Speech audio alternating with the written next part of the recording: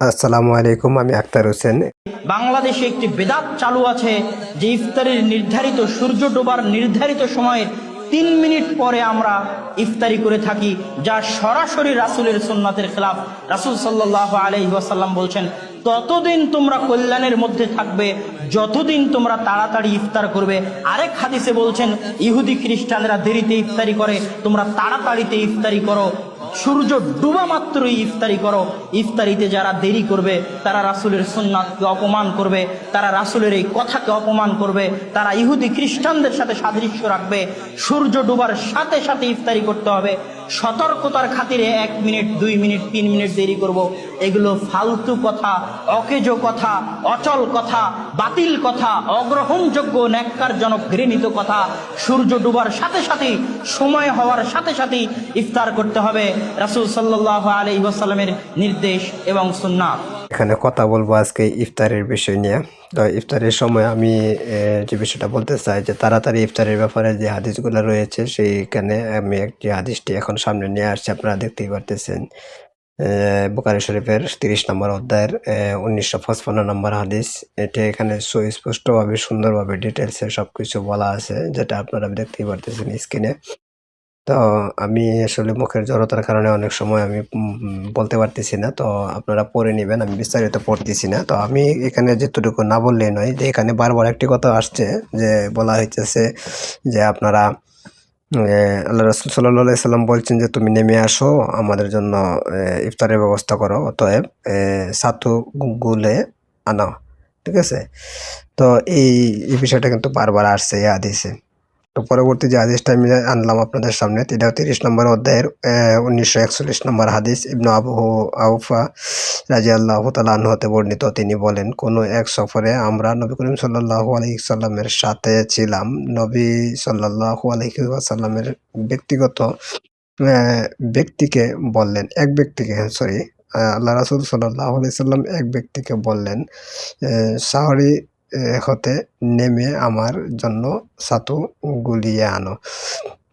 ঠিক আছে? অতএব সে বলল, আল্লাহর রাসূল, সূর্য এখনো অস্ত যায়নি। তিনি বললেন, সাহরি হতে নেমে আমার জন্য ছাতু গুলিয়ে আনো। অতএব আগের হাদিসটাই আপনারা বুঝতে পারতেছেন, আগের হাদিসটাই আরও ডিটেইলসে এখানে আসছে, বিস্তারিতভাবে বলা হয়েছে এখানে। তো বারবার এই কথাটা আসছে যে সূর্য এখনো ডুবেনি। তো আল্লাহ রাসূল বলতেছে যে, তুমি নামো, নেমে আমার জন্য ছাতু রেডি করো। একসময় উনি কী করলেন, নেমে আসলেন। সে সাওরি হতে নেমে ছাতু গুলিয়ে আনলেন। তিনি তা পান করলেন এবং হাতের ইঙ্গিতে আল্লাহ রাসূল সাল্লাল্লাহু আলাইহি সাল্লাম বললেন, যখন দেখবে রাত একদিক হতে ঘনিয়ে আসছে, তখন বুঝবে সোয়াম পালনকারী ব্যক্তির ইফতারের সময় হয়ে গেছে। তো এটা আরও অন্য জায়গাতেও এই হাদিসটি রয়েছে। তো কিছু গাধার মতো কিছু লোক আছে, মূর্খ জাহেল, যারা এই বিষয়গুলো নিয়ে তর্ক করে, যেরকমটা আমার সাথেও 2 দিন আগে কিছু তর্ক বিতর্ক হয়েছিল কিছু জাহেল লোকের সাথে।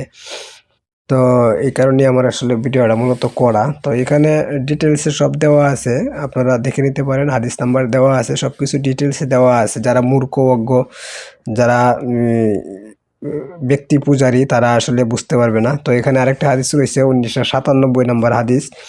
সালেহ ইবনে সাদ রাদিয়াল্লাহু তাআলা আনহু হতে বর্ণিত যে, আল্লাহর রাসূল সাল্লাল্লাহু আলাইহি ওয়াসাল্লাম বলেছেন, লোকেরা ততদিন শীঘ্রই ইফতার করবে,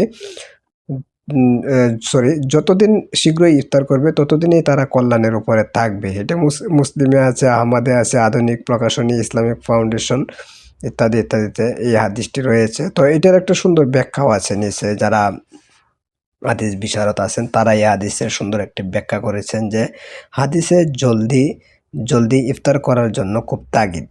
ঠিক আছে? এটা ব্যাখ্যাটা আবার নিচে দেওয়া আছে, সেই ব্যাখ্যাটা সহ আমি আপনাদেরকে তুলে ধরলাম।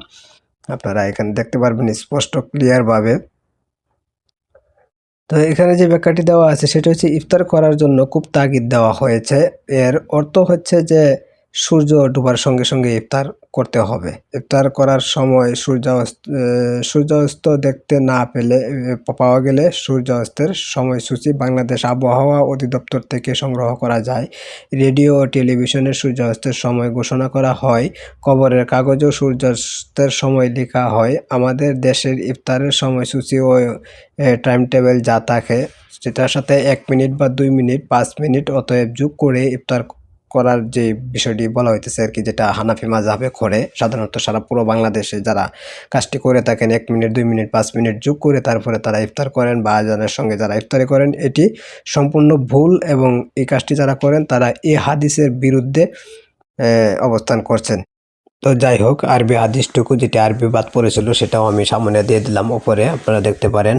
আর কিছু তো গাড়তেরা লোক থাকবেই, মানবে না। যারা জানেন তারা তো মানেন, আর যারা জানেন না তারা মানার চেষ্টা করবেন। আর কিছু গাড়তেরা লোক আছে যারা এই যুগের জাহেল, আসলে তারা মানবে না। তাছাড়া আমি আসলে এখানে তেমন কিছু বলতে চাই না।